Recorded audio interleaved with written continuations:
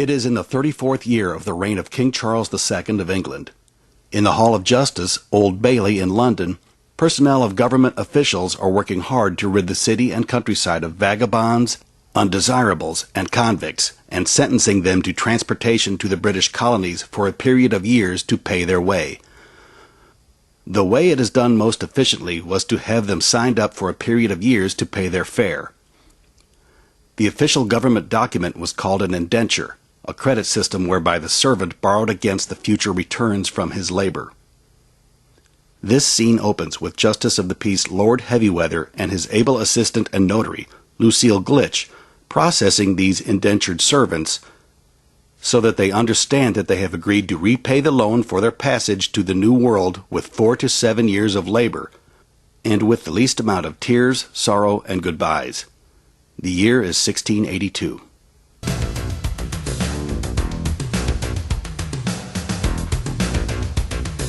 So, who do we have next, Miss Glitch, to be signed up on the standard indenture to go to Virginia? We have this guy waiting. His name's John Ibapavadandra. He's not too bright. I think he'll sign anything to get away from his father. Right, routine. Let's see if he knows what he's doing. Right.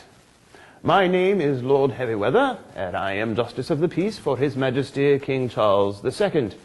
I am in charge of booking indentured servants to the colonies. So, why do you want to go to the New World? I want to get away from my father, the Church of England, the police, the gang at Trafalgar Square, and I want to go to Virginia. I want to buy a farm, get rich on tobacco, find a wife, have kids, and live happily ever after. That sounds sensible. What is your name? John E. Pavavandra, sir.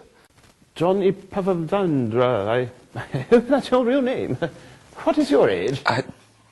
22, but I don't want to sign anything. Well, that would be a big mistake. If you don't sign up in advance, when you arrive in Jamestown, Virginia, you'll be given about 2 weeks to raise the money to pay for your passage over. And if you can't, the captain of your ship will label you a redemptioner and has the right to sell you into servitude to pay him for your trip. That could be up to 14 years of servitude to pay off the debt for your passage. Now, if you sign up now, it could only be 7 years of indentured servitude. Why 7 years? What's so special about that number? He really doesn't know, does he? It comes from way high up. You mean the king? No, son. It comes from the Lord himself, through Moses. It's in the Bible. In Deuteronomy, chapter 15, verses 1 and 2. And if thy brother, an Hebrew man or an Hebrew woman, be sold unto thee, and serve thee 6 years, then in the 7th year thou shalt let him go free from thee. And when thou sendest him out from thee, thou shalt not let him go away empty. There is no dispute. Are you going to ask him if he has any of the usual diseases? You know the high mortality rate on the ship after 6 to 8 weeks on the Atlantic Ocean. Righto, Miss Glitch. Answer these, Mr. Ipavadandrif. Do you have influenza? Who? Typhoid fever. Unless it has to do with swelling of the head, then I don't think so, no. Yellow fever.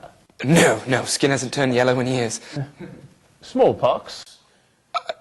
I think my uncle once had it, but no. Very good. Malaria. No, I don't think so, sir. Dysentery. Unless that's a swelling in the left toe and an infection afterwards, no? Okay. Scurvy. Who? Again? When? I'll go on. Tuberculosis. No, I don't think so. If that's the thing... What'd you say? Sorry? Cholera. I don't believe I'm wearing a collar now, but Very good. Okay. Leprosy. No.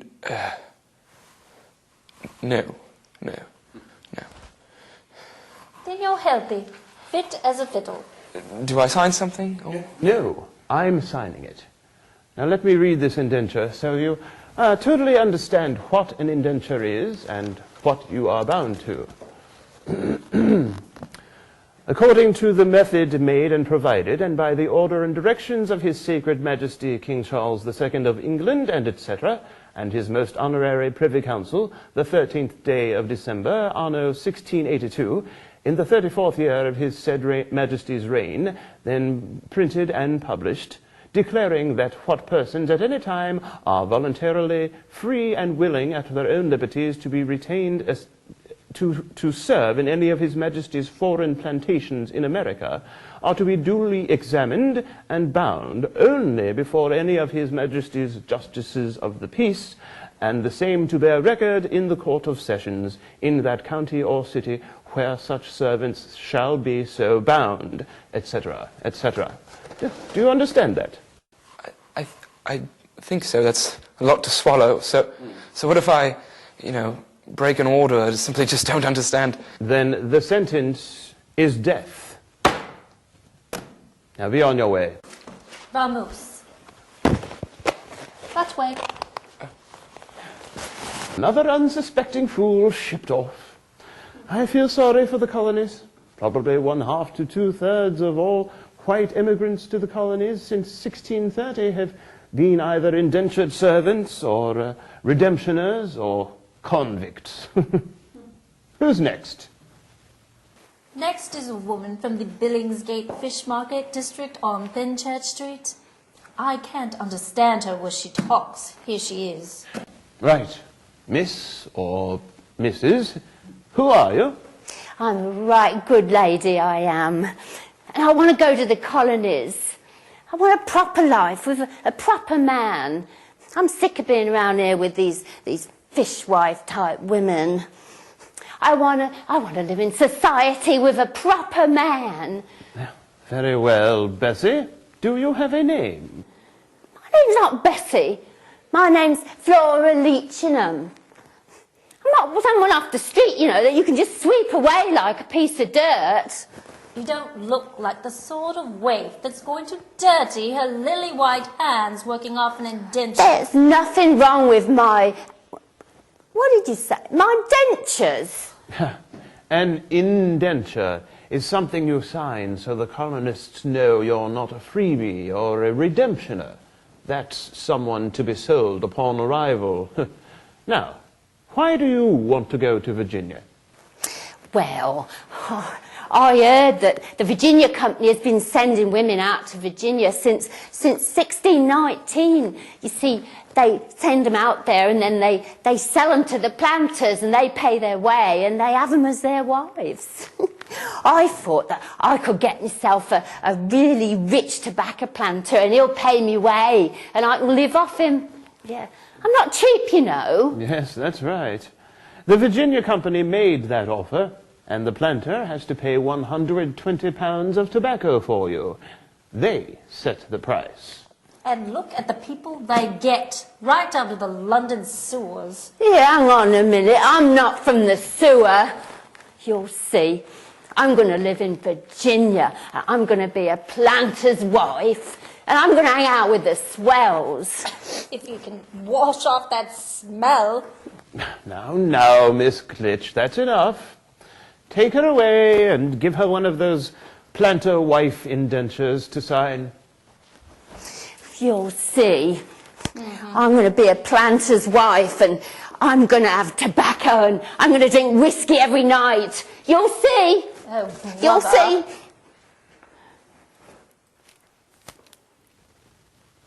Who's next? We've got a 10-year-old urchin from London. She's from an orphanage called the Blessed Children of the Meek. The orphanage sent her here because they're so overpopulated. Her name is Prissy Gumph. Hello, Miss Prissy. You get to go to the colonies.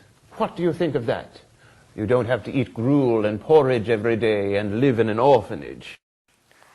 What are colonies? It's a place on the other side of the Atlantic Ocean that's owned by Great Britain, where poor people are sent who don't have homes or families.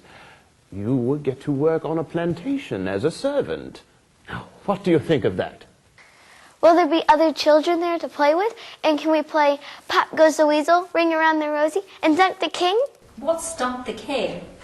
Dunk the King is where the king sits on a wooden board over a tub of ice water. And rotten eggs are hit to a target next to him. And when the rotten egg hits the target, the king falls into the tub of ice water. It is very funny when the king falls into the ice water. He screams and everybody laughs. I don't think the king's going to appreciate that. But then you are on the colonies. Yes, you will get to do all of that. The city of London has been sending poor children to the colonies in Virginia since 1618 at the expense of the city. Who's Virginia? Virginia is a place for you to live and play and grow up. You'll be very happy there. Maybe after she's sold to a family to work as a slave. Don't use that word. It's much too soon to call this pretty little girl a slave. She'll be an indentured servant, an apprentice. That's a much nicer word than slave. Oh, stop kidding her. She's going to be sold as a slave and beaten and whipped like a slave. There's really no difference. All right, whatever. Take her away and toss her down the children's hatch on that next ship in the harbor leaving for Virginia.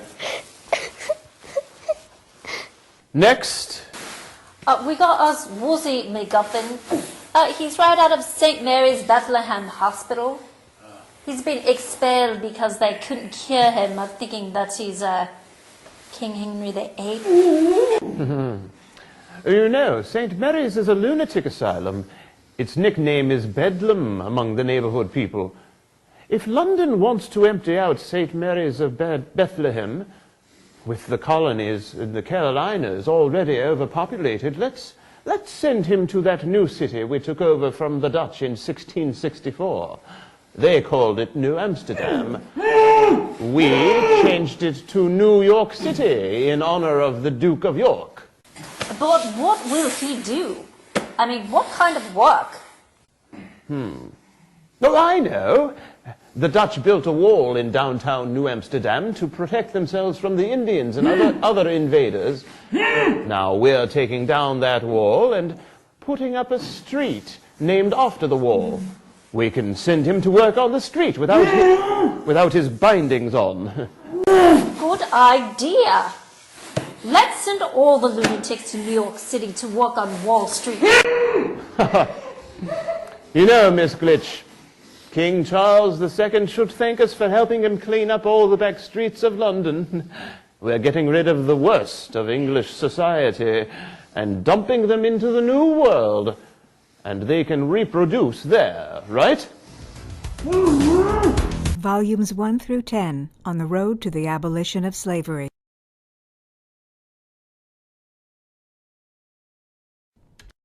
Volumes 1 and 2. Introduction on the road to the abolition of slavery. Slavery explained in the words, writing, and songs of contemporary politicians, abolitionists, slaves, pro-slavery advocates, and others.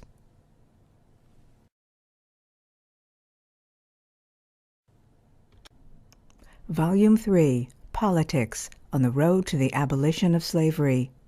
The institution of slavery and how it was written into the U.S. Constitution.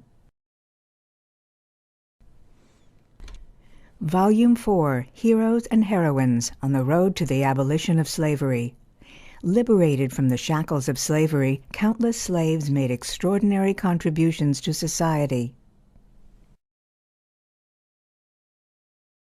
Volume 5. Obstacles on the road to the abolition of slavery. Slavery, culturally entrenched and protected by religious, political, and social obstacles.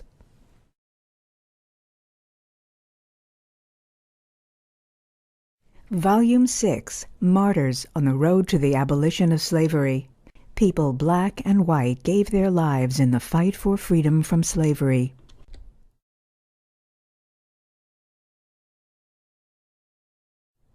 Volume 7. Kidnappers and Justice on the road to the abolition of slavery. The law protected slavery, and the scales of justice were in favor of the slave owners.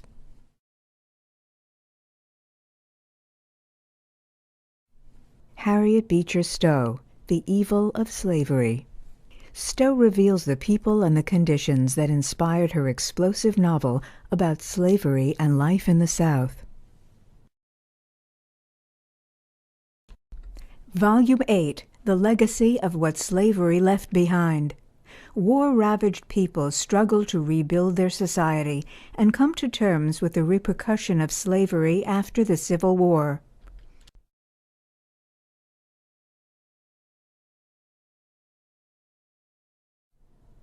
Volume 9, Those Dedicated Angels on the Road to the Abolition of Slavery. Recognizing the work of 12 abolitionists whose extraordinary dedication helped to free the enslaved, these are the people who fought for a higher standard of mankind.